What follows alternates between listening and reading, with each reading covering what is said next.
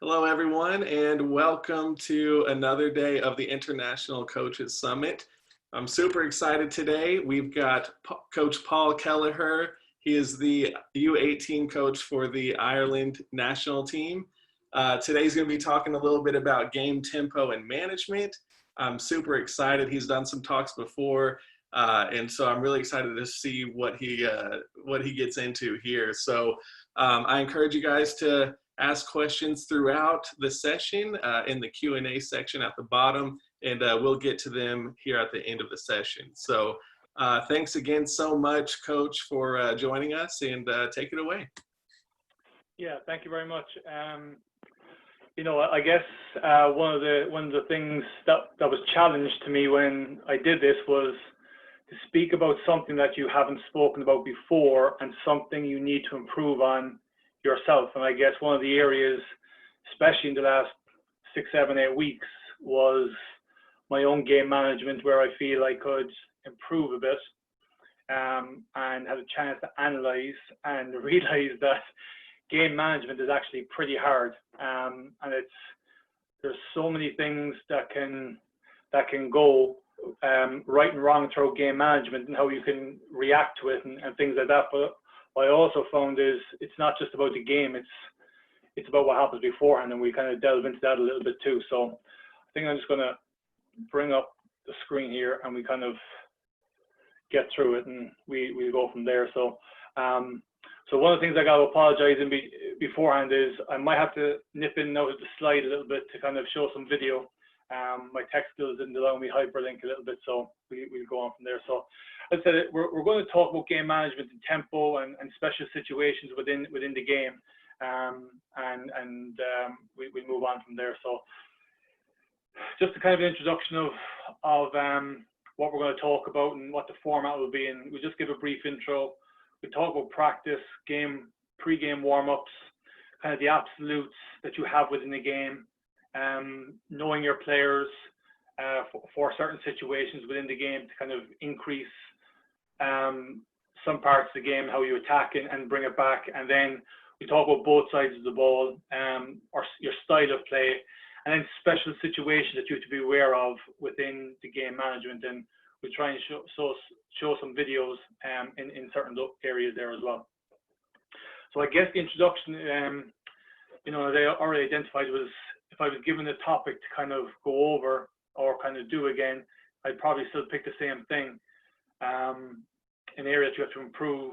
And I guess if you look at it, I put this into kind of 2 areas of experiences and what I'd like to do going forward also. And I suppose if we look at past experiences, we tend to learn from errors that we made as well. So, and then positive situations that occurred, what kind of good areas happened, what did you do well in the game, can you bring it forward?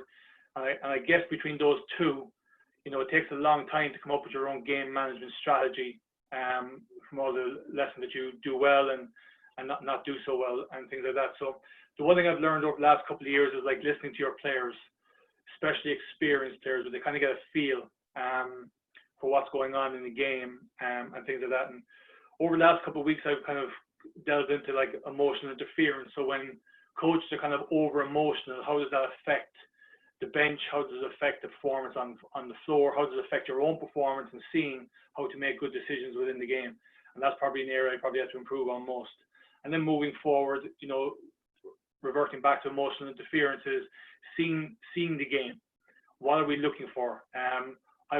Early as a coach, I would have always looked at the ball and see what's happening with the ball. And as I kind of got more into and getting more experience, I kind of hopefully learned to see 10 players, what each defensive player is doing, what each offensive player is doing, and hopefully trying to make adaptations to that. Sit and watch more so that you can actually make those decisions and stay away from the emotional interference. As I said, there, lose emotional interference and create more guided clarity for your players and continue to engage players and assess what they're feeling on the floor and things like that. Game management. And the one thing the reason why I have a tip off here is I think game management is everything before the tip off and everything after the tip off. I think as young coaches, especially with me, game management was kind of like what happened within the minutes of tip off to the final whistle. I guess as I've gotten older, and hopefully more experienced, I kind of realized that your game management starts prior to the game, not just necessarily in the locker room, but also kind of in the practices leading up to it as well. So what you're doing, are your players aware of certain situations? So everything before it kind of helps you within the game for your game management as well. So before and after the tip-off, which leads us to the practice. And I guess within practice, what tempo you're playing at, what your teaching points, what are your points of emphasis, what are you looking to achieve throughout the week or the days leading up to a game that can help the game situations. What kind of games with purpose, I suppose, leading on from the talk that we did last time with small-sided games, what purpose have you got within your game, your small-sided games that you do, or whatever other elements you do, and how to specifically start momentum. I suppose momentum has a huge influence on our game management. You know, do we gain the momentum? Have we lost the momentum? Do we have timeouts to create that momentum, to stop their momentum, and things like that? Having the next play mentality, how do we do that in our practice session? You know, do we create adversity situations? Do you practice momentum swings? Do you give one team more points than the others? Do you give them less? Do you bring them from a deeper perspective? And there are probably things I would probably have to improve on a little bit also. But like, we would use defensive drills where, you know, if you score on offense, it doesn't count unless you get a stop on the other end. And I suppose a couple of years back when I was coaching in a senior team in Limerick, we were playing the last game of the season, and it was, if we'd won it, we'd have doubled our win percentage from the year before. So it meant an awful lot for us, albeit we weren't in the championship race. But the team we were playing against was a championship team and had to beat us to stay alive within the title race. And we all that week we talked about and we practiced about every score doesn't count unless we get a stop on the other end. And late in the game when we had a bit of a lead, they were coming back at us and we just yelled out, doesn't count unless we get a stop. So we practiced those momentum swings. We had lost momentum. We were up 10 or 12 and they'd gotten it back to within one with like a minute to go. But we were able to call on the cue that we'd practiced to get over the line and get the W. Only point scoring defense. So, you know, you could do a fireman drill 3-on-3, 4-on-4, where if you're on offense, you're not scoring. You gotta score to get on defense, but the defensive element of it is where you get your points. So flipping things around where you're really focusing on a specific point. Do you practice adverse conditions, game preparation? You know, the scout report. Have you really practiced all week that they understand the scout? And I suppose we're talking about higher level stuff, and I suppose from 14, 15 down, this probably may not be relevant, but from 15, 16 up, and especially national teams and things like this is more relevant. But who you want to attack, who you want to have the ball in certain situations, what you want to do, when you want to do them, and where specifically you want to do them, what parts of the floor, what parts of the game. You know, I spoke with a coach during the week and we were talking about, like, you know, if you identify a weak area, do you go after it right away or do you go after it later in the game and things like that. So they're the sort of things that, you know, in terms of practicing leading up to it. And building your one-to-one and collective connections during practice to get it right during the game. And I suppose this is an area where, you know, I've listened over the last couple of 6 to 8 weeks where I haven't done a whole lot of X's and O's, but more kind of how we can build cultures and things like this. And this is probably the one area where I've kind of really come into contact a lot with. And I believe this is a huge part of our game management because we're going to have to make tough decisions and taking good players out of the game at certain points and, you know, things like that. So have we built in practice the one-on-one connections and collective connections during practice to get it right during the week for the game? And I think that's a massive, massive point that we really have to kind of emphasize. It's the connections and the players understanding why we have to make tough decisions during the game that doesn't derail what the purpose of what we're trying to achieve at the end of it. Last summer, we did a really good prep leading into the European Championships. Probably could have got a couple more W's, but I thought our performance levels was at a really good level. And I suppose in terms of your game, pre-game warm-ups, it's getting ready physically and mentally. And this is where your S&C coaches are so important. We had a really, really good one last year before the Euros, and we had a really good one this year as well. So kind of what activities are you doing in the warm-up to help you be ready physically and mentally? Are we still just doing the old-fashioned layup lines, run lane, players get their own style of shots? There's no real connection mentally and physically with the players, with the staff. So your pre-game warm-up, to me, is vitally important. What activities are they relevant? What games, especially 2 and 2, 3 and 3, what kind of games of purpose are you doing that may be relevant to the actions or defensive coverages you're doing in the game? Are there exercises to replicate how you want to start important moments of the game? And this is the one I've really learned. This is one I think was the Canadian women's head coach. She spoke about re-warm up at halftime. You know, at FIBA competitions, we get 15 minutes. Usually at senior games here in Ireland, we get 10 minutes. So how are you re-warming up the players to be active to go to make a solid start for the third quarter? Because if we don't make a solid start, is that affecting our timeouts? Is that affecting all other aspects of how we want to perform? So that kind of game management and the re-warm up and things like that is huge, I believe, in starting the second half and managing that second half really well. Sorry. Yep, there we go. I think this is something that I've always believed in prior to this time, was having your absolutes within the game. I think what I mean by absolutes is things that you're not going to bend on that can help you make really good decisions in the game. Things like, you know, for me, and this is probably a regular thing for everybody, 2 fouls in the first half, you know, you're coming out. You know, the players know that. There's no negotiating. They know that if they're picking up 2 fouls, they're coming out. Are there outlier situations in this? Of course there are. I guess a couple of years back again, same team, we were above in Belfast. Our top scorer picked up 2 fouls in the first 2 minutes. So therefore, it was like too long of a period, 18 minutes, for that player to get back in the game. And we managed it. We sat down. We talked about it. You're going to get in for 60 seconds. We're going to get you back out for two minutes. You're going to go back in for 60 seconds. You're going to come back out for 2 minutes. And we'll see if we can help you avoid picking up a third, and things like that. So again, those sort of things can happen. The scoring difference. Different team back here with Demons in Cork. First big major derby. American player picked up his second, maybe 5 minutes before halftime.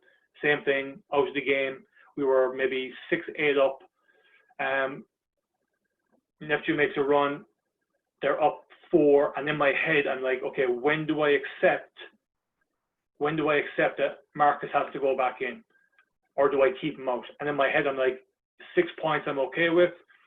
8 points, he goes back in the game.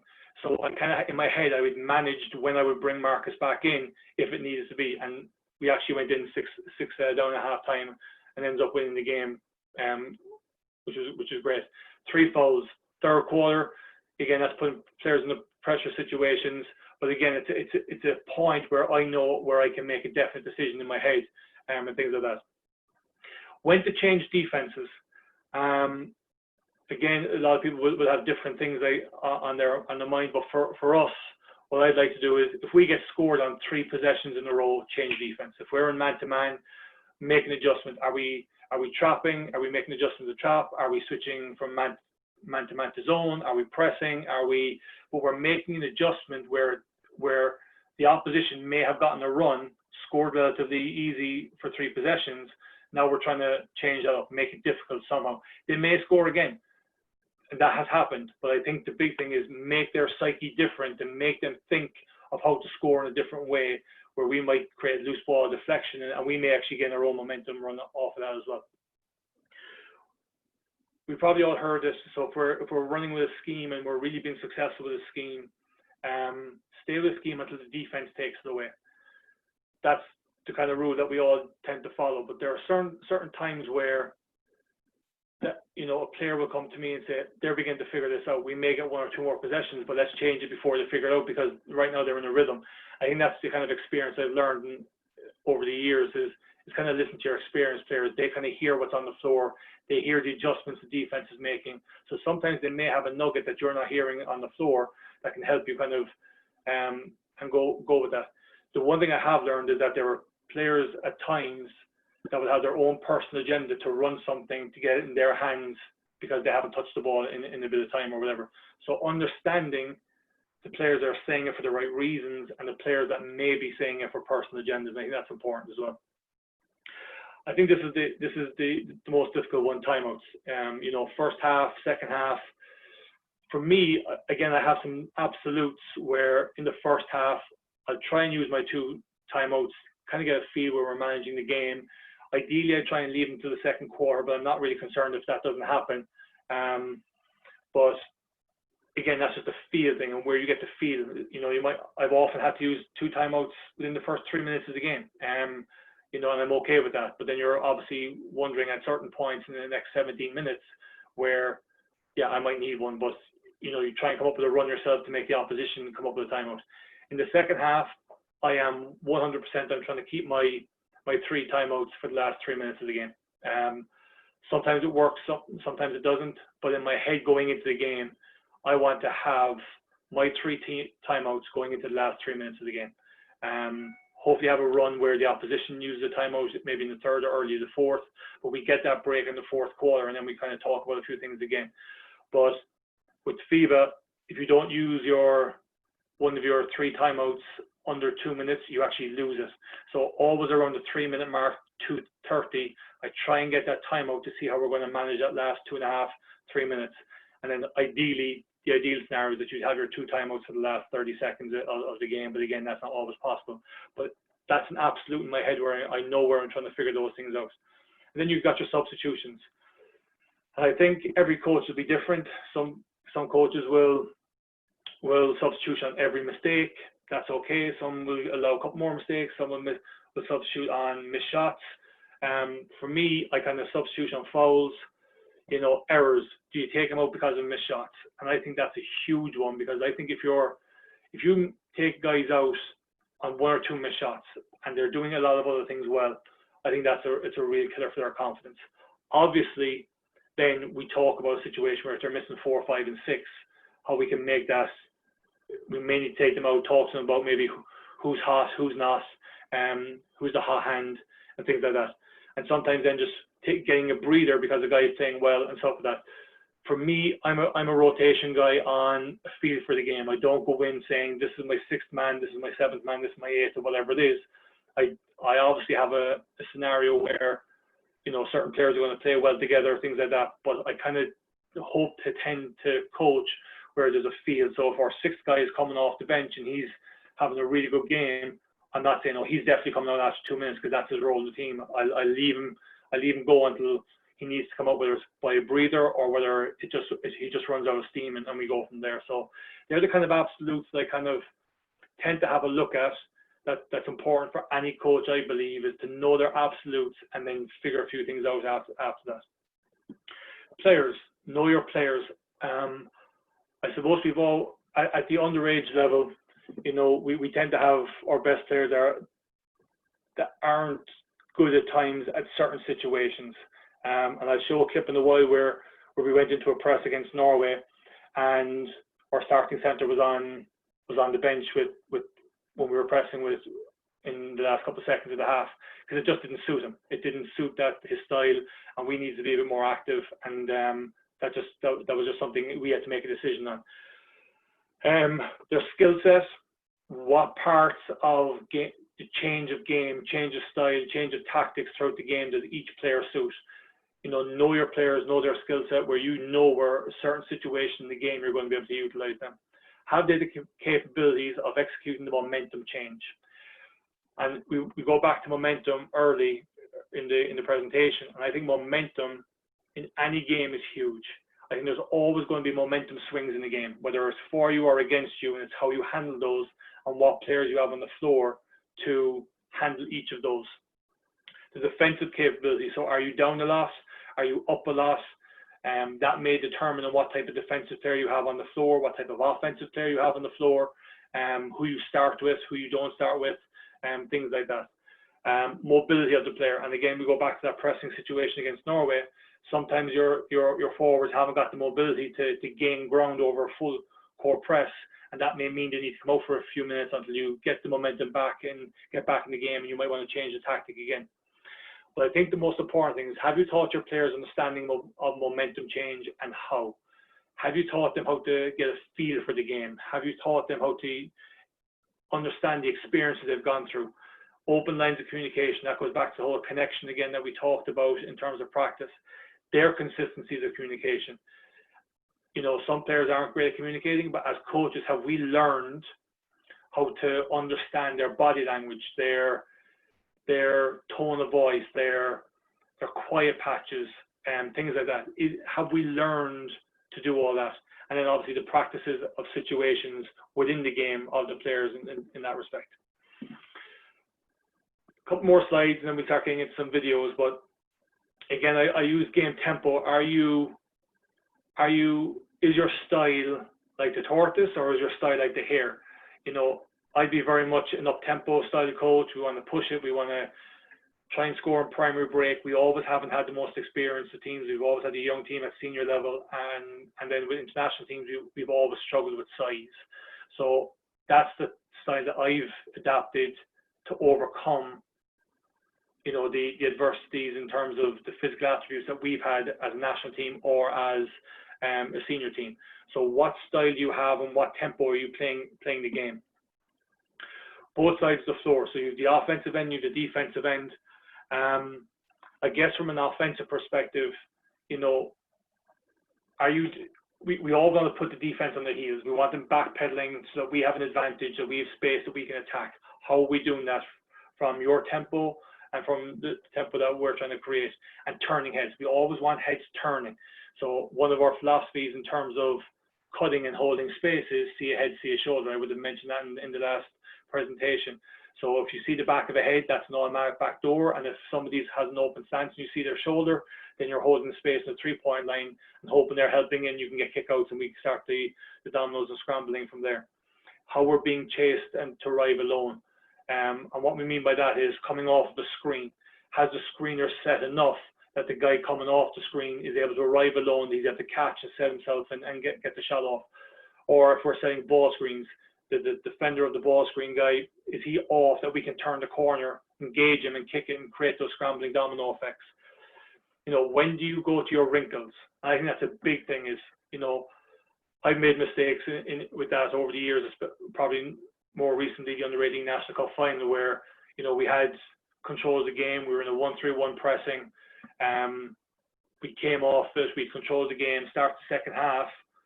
You know, one of our players came to me and said, "Do we go back to it?" And I was like, "We'll wait till later in the third. We've controlled the game right now, and if we lose control of the game, we can go back to it."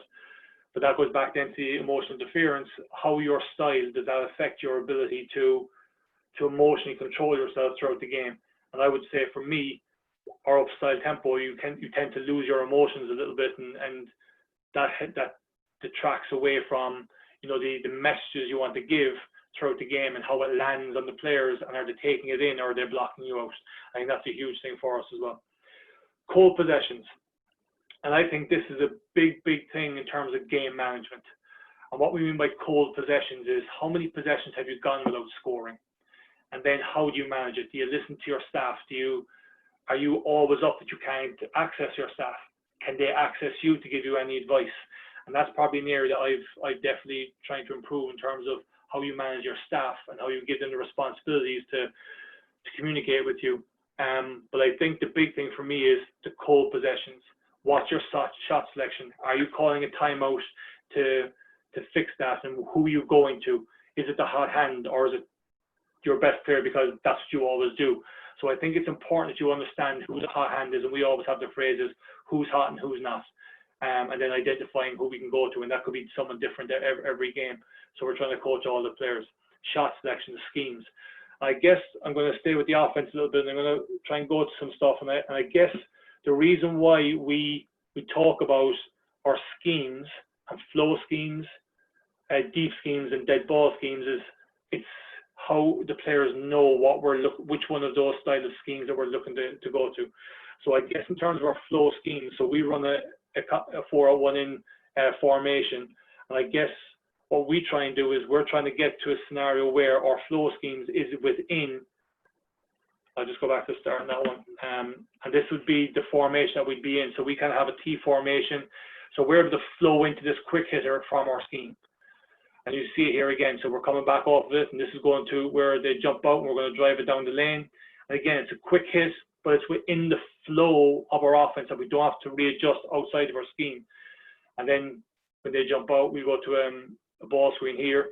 So when they jump out to it, we're back into it again, but again, it's a quick hit in terms of what we're looking to do on that.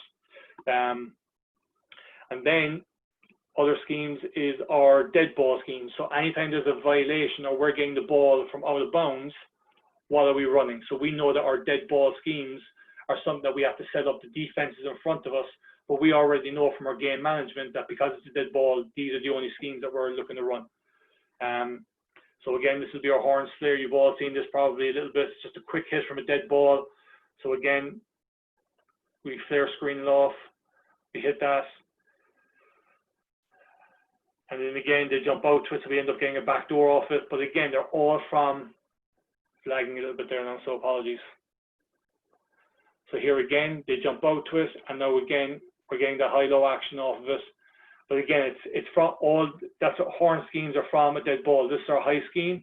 This would be a little bit deeper, but again, it's from a dead ball, not a great pass. But again, it's off of a dead ball that allows us create deliberate actions to get it into certain players.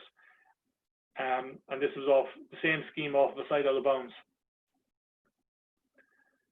Again, this is late against Belarus. And we put this in off the board. We hadn't practiced this as a side out of bounds, but we were so adept to it that we were able to go to it. And this is a bit of a wrinkle. So again, when you go to your wrinkles, we were struggling against Hungary. They had really scouted our high scheme. So we made a little bit of a wrinkle off the board, and we ended up getting an uncontested look. So again, when you go to your wrinkles, and that kind of freed us up a little bit as well. This one's a little bit longer now, so we're going to go to our deep schemes. This is a couple of minutes, but I think you kind of get the scenario of what we're comfortable with. So if the game is slow, and you definitely this would be a one where we had cold possessions, where we would definitely go, this is one of our go-tos for our cold possessions, and we used to call it scissors. And again, it's a deep scheme where we know where we have lots of options throughout all the actions that we're trying to achieve.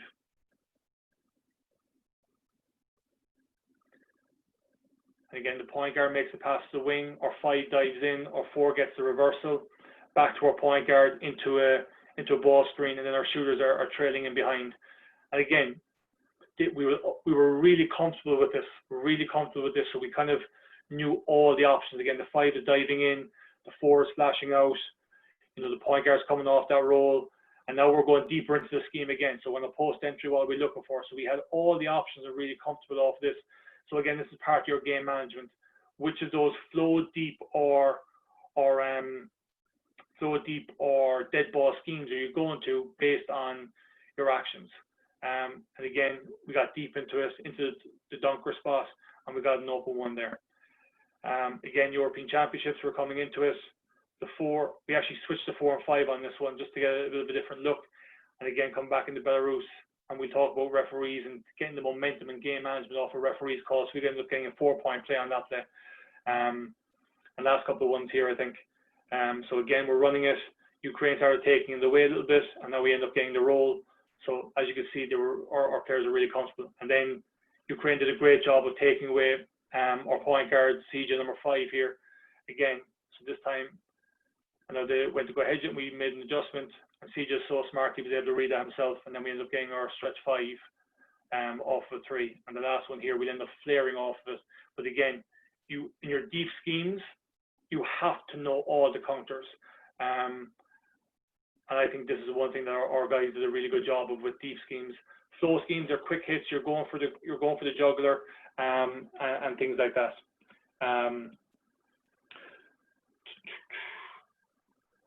Their defense. What style are you having? And what effect does your defensive style have on your offense? And the reason why I ask that is this is, I'm kind of really analyzing where we want to go with our defensive concepts with the Irish team next year, because we're not going to be as physically strong. We're going to be very long, but we're going to be short, and we're going to be very lean, and we're going to be quick, quite skilled, but not very physically strong and not very tall. So what style do we want to do? And again, does it take away from our momentum style, or do we have to pack line it in, and that takes away possibly from our transition offense, and how we manage that within the game? Pressing. So I'm going to go to our pressing, and again, talking about when you jump on your presses, when you change your defense. And I spoke a while ago about if you get scored on every 3 times, but then your clutch moments. So when you're in a situation where you're getting scored on, maybe in a couple of possessions, you had a couple of poor ones, what's your clutch moment go to? What are you trying to do to get a stop, to gain your momentum back? Are your players aware of that? So who to attack and when to attack them, and what are you willing to give up? So when our presses, what are we willing to give up? For us, we're always giving up the back pass. Some coaches don't like that, but for us, if we're moving it back with the 8-second shot clock, that's another half a second to a second. Put the ball on the floor to 1.5 seconds. So we're always willing to give up, but it doesn't mean that we're just going to open it up and give it back. It just means that that's an area that we're comfortable with the ball going. If we're taking away the middle, we're taking away what we call rainbow passes, which are lob passes, then that's fine. So I'm just going to go to the pressing here, just to kind of show you.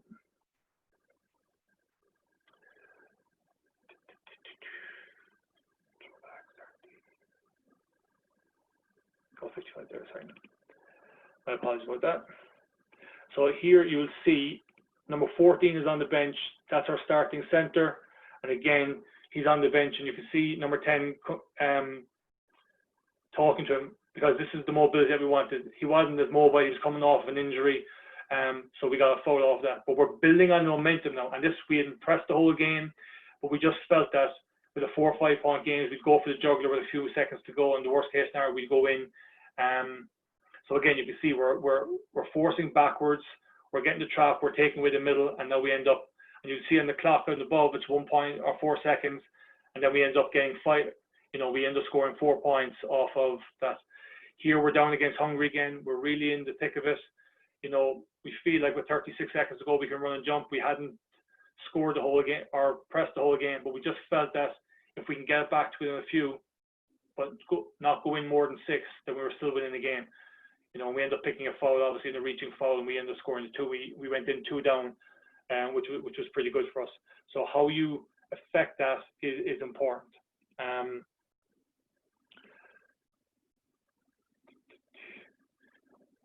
And then again, changing your defense is when to attack, where and willing to go. Style of play. And I guess we go back to the tortoise and the hare. What's your style of play? Are you just type of team that's a 60 points per game team, and you're trying to keep teams under 55, 50, where you're scoring around the 60? Or are you a primary, secondary style team where you're scoring 80 plus points, but you're also giving up anywhere from 70 to 75 and things like that? So they're the sort of things that you have to first understand, is your style of play and how you're going to manage certain situations within that style of play. How many possessions? So generally we're in around the 85 possession, maybe sometimes 90 if we're scoring really in a lot of primary break scenarios and things like that. Use of the shot clock, the phase of the clock, 6 seconds, 8 seconds, 12 seconds, 16, 24. How are you looking to manage those? Do your players know what you're doing in each of those, or is it just like we're freelancing and stuff like that? So if you are that primary, secondary style team, the question for me that I've always asked is, when do we go to our deep schemes? When do we go to where we have to slow the game down? How many points ahead do we do that? If we're down, are we only running deep schemes, or are we going for the juggler and all that sort of stuff to get back in the game? If I'm a low possession team where we're scheme oriented, it's all schemes, when do you come out with that? When you're down by a lot, down by a small bit, when you're ahead, all those sort of things. And I think they're the 3 key questions depending on the style that you're at. And there were things that I had to kind of ask myself. And then, is your emotional interference as a coach? Are you a yeller like I was and to a certain degree still was very recently? Or are you the type of guy that's giving a guy the clarity, and how are you managing both of those in certain situations? Does your tempo affect the team's emotions? Does it affect your emotions as a coach? And in turn, does it affect your team's emotions, focus, motivation? And how can you control that? So obviously, if you're down, by a lot, and you're trying to get your team, you might have to show some sort of emotion to give them the energy that they may not believe they have themselves. But is that emotion affecting any mistake that may occur as you're scrambling and as you're gambling within that scenario? I think there are huge things that we have to ask ourselves as coaches. How do we handle our emotions in those situations? Because that's part of our game management as well. And then the last thing is cold possessions and our clutch moments. How does our style, so for me, I'm very much a flow scheme type of guy, primary break, get some secondary, and then have one or two deep ones where we may need it late on.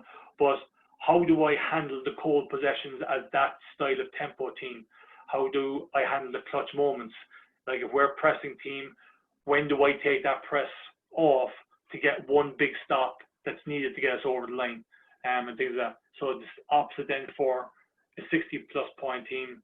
What's their style and what's their situation on cold possessions and clutch moments?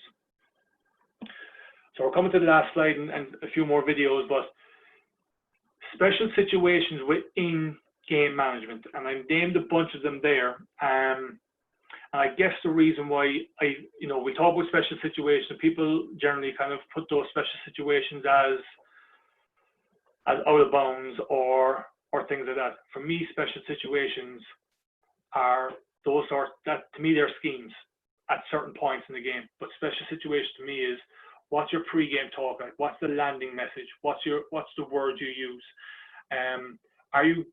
If you haven't prepared all week, are you giving them too much information that now scrambles their brain, that they're going to start the game with, oh God, what's this information? Where do I need to go here? Or have you prepared well enough that special situation in the locker room is only a couple of points to reiterate what we've done throughout the week? And I think that's a very, very important thing for us as coaches to understand. So the words we use and then the message that's landing on the players. How you start the game. I put the type of defense and do you press. And I think for me, we started a few years back in a medal game at the Euros when we were in Kosovo. And we did something that probably you traditionally wouldn't do, which is starting in a 1-3-1 defense.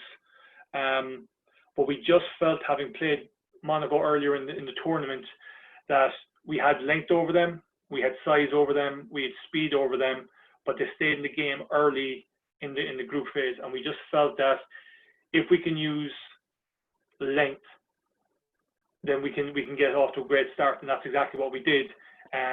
So we took our traditional forwards, we took our traditional point guards, and we just went with length to start the game well. And as you can see here, we forced them into traps. We got a quick run out, and we're back into the 1-3-1 off of this. And again, we spread the floor and we use our length. And you can see we have the size and the length. And you can see our 6'5" at the top, 6'5" on the wing, 6'5" in the middle, 6'5" on the other side, and then a longer two guard, and that kind of started. So what type of defense are you getting, and are they comfortable? Are they comfortable that you've taught it properly to give them the confidence that, albeit that it's a little different than what you normally would do, that's the right decision to do that? And I think that's vitally important. So how you start, do you press?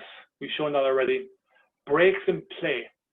So your timeouts, your halftime, your huddles. And we spoke at halftime earlier about halftime about the re-warm up.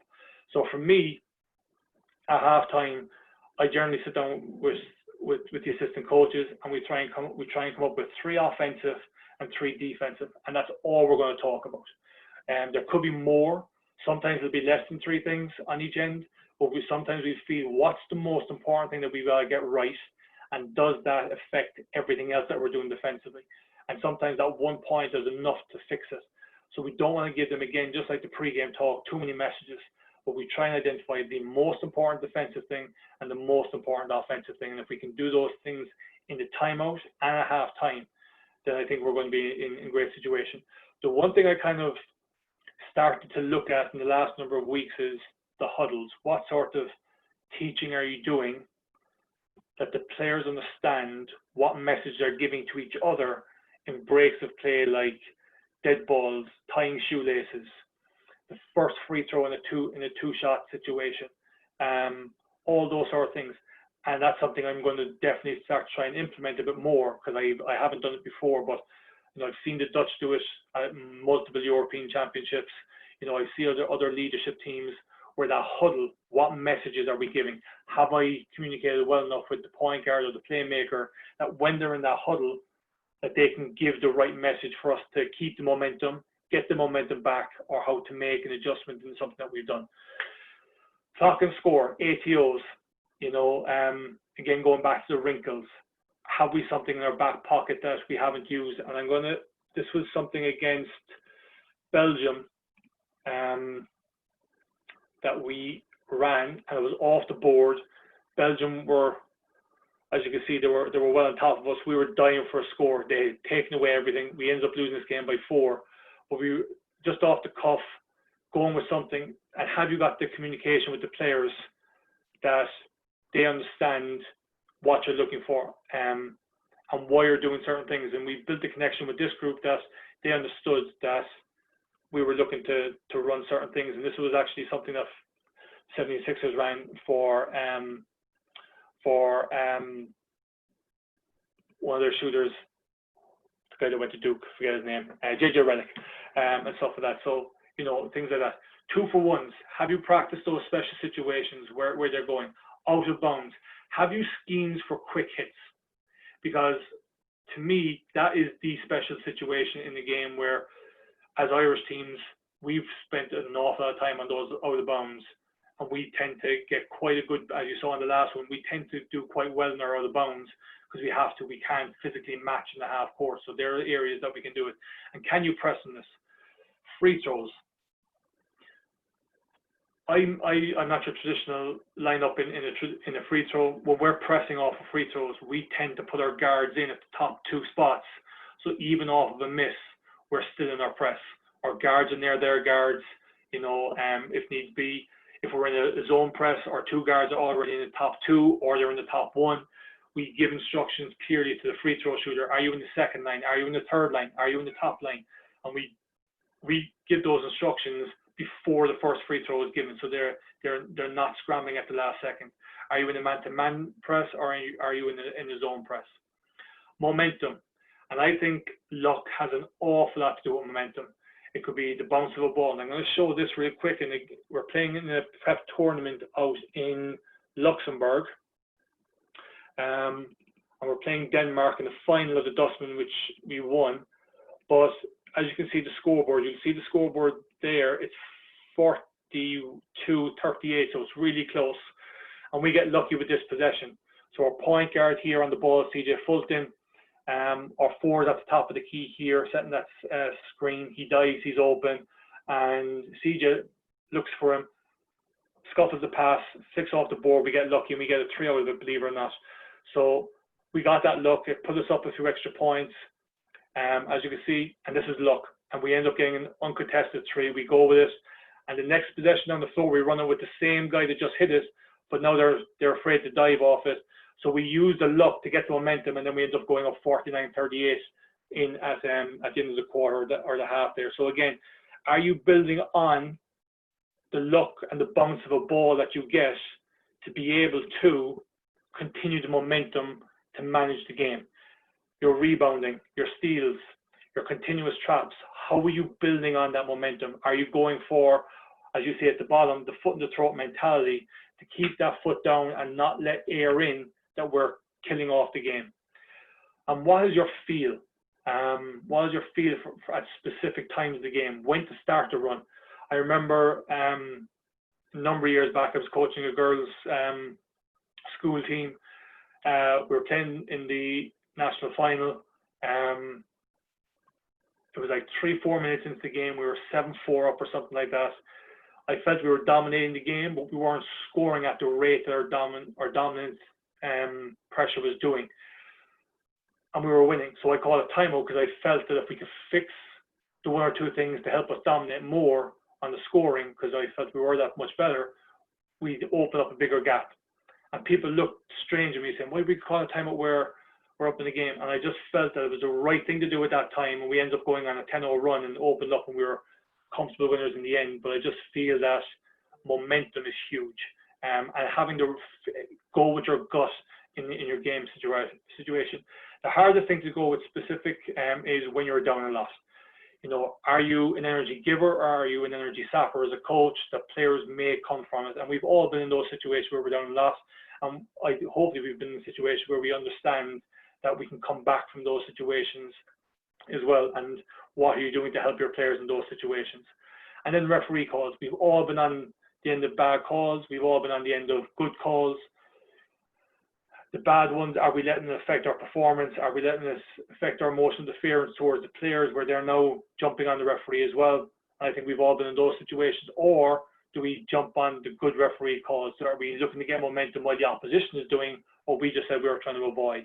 And having that foot in the throat mentality of those special situations. Again, I think there's so much in the game and prior to the game that all these things can help us with. So I guess I'm pretty much there. If there's any questions that we can go with there, Zach. Yes, Coach. That was really great. It's funny you said that you had not really discussed this topic much, or at least presented on it before, but it seems like you've been doing it for years. That was excellent. Well, as I said earlier on, I think it takes a long time for us to figure those things out. I mean, I don't think you're going to come up with these things in your first 5 years of coaching. You know, I mean, I'm 22 years, just finished 22 years, and I'm still questioning whether you do the right things or the wrong things the whole time. So I think it's a learning thing. We talk about the 10,000 hours that players have to do. I think coaches have to go through that 10,000 hours too of game management essentially. So it's how many games you get in to learn to be in those situations. Absolutely. Yeah, and we've got about 10 minutes or so, and the questions are really rolling in now, so we'll try and rapid fire these for you. First one we got is, how do you feel, what are your thoughts on the transition three? Does it add or take away momentum? Do you have any rules or non-negotiables about it? So that's interesting because it's probably something I should have shown. Tempo detail, there we go.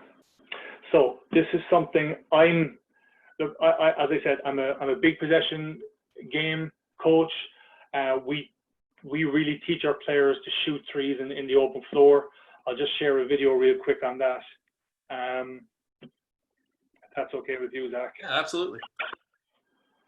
So as you can see, we're in a situation where we got mismatched here. Our center number 9 comes across. He helps. We win the loose ball. Some people would say slow it down. We're going at it. And then our shooter here trails into it. I'm okay with that. We have a couple of rules about shot selection, and that's basically how we identify what we're looking at. So our guidelines are in shot selection: you must be on balance, you must be in rhythm, and you must be uncontested, and you must be within your range. So if you can do those 4 things, I'm okay with that. Whether it's 2 seconds, 3 seconds, I'm okay. 6 seconds, 12 seconds, I'm okay with that. But as you can see, we're pushing it. This really isn't a 3.1. This is more of they're scrambling at us because we've hit a few threes, and now we've opened up the interior a little bit as well. So again, this is it. We've got them on their heels, which is what we're talking about earlier on. And because we've hit some threes, they're looking to get back and they're opening up the floor a little bit. And I think being able to shoot the 3 in the open floor definitely allows us other options late in the game. But then the whole thing is, are you making those threes? Because if you're not making the threes, then the other options don't open up. So again, it goes back to those cold possessions and those clutch moments, how you handle those. So if Matt Harper hit the first couple of threes, if he's hitting those, then we're foot in the throat. We're looking to close out. But if he's not making those, we obviously have to make that adjustment in saying that's a cold possession. How many do we keep going with? So I think hopefully that answers the question. Right. Yeah, definitely. Another one says, is it better to model your style of play based on the players you currently have, or is it better to have a consistent system that stays the same regardless of the players who are coming in and out? That's, to me, I think the first thing is you always try and find ways for your players to be successful. What's their skill set, which goes back to what we said earlier. What are they good at? What are they not good at? Are you communicating with them on what they need to improve and what they don't need to improve? I think as coaches, we're always comfortable teaching certain actions, certain tempos, but at the same time I've got a list of stuff that we do, and every year I kind of look at it and say, right, that's not going to work with this group, that's not going to work with this group, this is going to work great. Some things I might haven't used for about 4 or 5 years, and I'll pull that back because it suits this group. You know, and I'm currently in the process of reaching out to a few former assistants in, okay, with this group, even though they're not involved with me on the national stage, obviously as a volunteer, I'll still ask them, like, what do you think works, and what have we done well in the past that you saw us doing would work well with this group? So even though they may not be in staff, I'll still collaborate with them from time to time. Absolutely. Another question says, while coaching tempo, do you plan for the amount of hot possessions you will need per quarter to compete? Actually, no. That's actually a great one. I'm actually going to write that down now, because that's something that I'm planning for, hot possessions. Okay. Flipped it over there a little bit, didn't he? Or she. That was great. We actually don't. I'm just a feel. Sometimes it works well for me and sometimes it doesn't. But I very much feel for the game rather than saying we have to do this or whatever. Yes, we might plan how many deflections we're going to get or things like that, but generally we don't really plan for how many hot possessions, because obviously we're hoping that every possession is going to be hot, right? Right. Another one says, what kind of playing time should I give a player who is by far the best scorer and shot maker on my team, but doesn't play well with others? Well, for me, I mean, I've been in those situations. I guess I've handled those situations well sometimes. I've handled them muddy waters other times, and not so well other times. And I think we can all kind of relate to those sort of things. And the ones where I've handled well, I believe I've always kind of said, I've identified with the player what they're good at and what they're not good at. And always in a situation where we're kind of saying, this is what we'd like you to do. This is what we don't want you to like you to do. You know, where do we want to get you where you're hot? My first senior job, I coached a very, very talented player. I had to learn quickly, coming from coaching 17-year-olds to coaching guys that have been playing for 10, 12 years at senior level.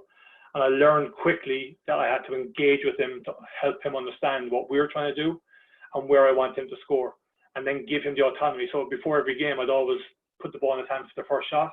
I'd always say, right, so where do you want, which one of these 3 or 4 schemes do you want to run to get you in this spot? And give him, so I kind of gave him the feeling that while I knew what I wanted to do, I'm still giving him a bit of autonomy to decide which one of those. But I was okay with any one of those schemes, but which one is he comfortable with starting this game? So I think it goes back to that connection thing again that we said at the start.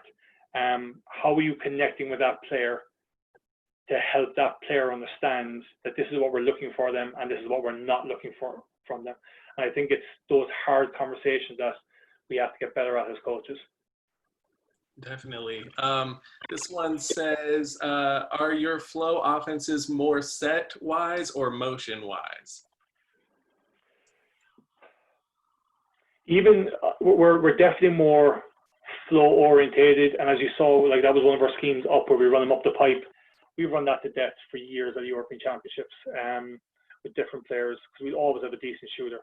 So I'm very much in terms of a couple of quick actions, and then always those actions, are we into flow? I try and hope to keep those deep schemes for those cold possessions where we have to be a bit deliberate, where we're losing our way from our motion offense, a little bit of our flow offense. So I guess it's that balance of both, but I would generally be a bit more of a quick hit. If the quick hit doesn't work, we're into our flow actions out of that. So I think that might answer the question. Yeah, that makes sense.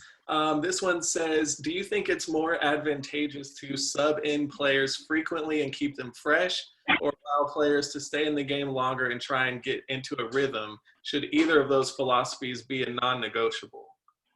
Yeah, but that's the area that I'm trying to improve on, which is kind of this area. So I've been in that situation where you kind of butcher a player's minutes, and when it comes down to the clutch moments, they don't have enough energy to do that. And then that player may feel that they have that energy, but then realize afterwards, yeah, I was actually tired. So it's having that relationship and having that connection where you can explain to them and where we're going to get you out in these minutes, unless you're playing really poorly. But I definitely think it's better to get them out early so that they have more energy for the late game. And I suppose from one of my former players, it's having the wind in the sails at the end of the game, not at the start of the game. And then listen to another clinic during the week where, you know, one coach at senior level, at the NCAA level, will let the players play for the first 36, but he'll manage that last 4 minutes, and that's when he does his real coaching. So I guess it's, you know, I'm gearing more towards less minutes. Probably one of the teams that did really well played less minutes collectively, and at the end of the game, we were really good because we had the energy to listen, that mentally in tune and stuff like that. So I think it's definitely rein in the minutes to have them fresher for the end. Yeah. Well, there were a couple more questions, but we have another session that needs to use this room right after us. So is there any contact information that you'd be able to give out for people who have follow-up questions? Anytime. Where's the chat? Oh, yeah. Am I in chat or no? Yeah. I don't think we have chat turned on for this. Okay. Just because. But yeah, I'm good on Twitter. I'm good on social media. My email is cptk24@gmail.com. Yeah, I'm on Twitter, Paul T. Kelleher, and Facebook, Paul T. Kelleher. Yeah, so get me on any of those. I'm good. Awesome. Well, thanks again so much, Coach. That was terrific, and I really appreciate your time. Thank you very much. I appreciate it, Zach. Take care. Thanks a million, man.